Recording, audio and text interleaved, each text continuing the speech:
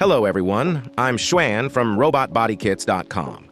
Now, our Mustang GTD front bumper kit has been fully reinforced. The back has been reinforced with resin, commonly known as fiberglass. At the same time, you can also see our fender. Originally, for wide body kits, we used to require cutting the original car's fender to fit with our wide body front fender.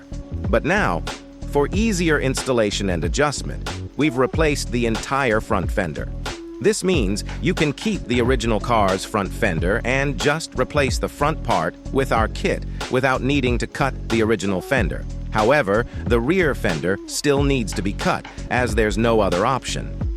Let me also briefly explain why the fender needs to be cut for the wide body kit.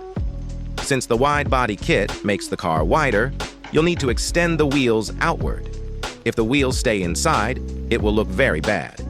So if the wheels are extended, you'll notice the suspension travel will hit this area. What do you do when that happens? You have to cut this part to make space for the wheels to move. This includes leaving space in the front fender for the wheels to rotate when you steer.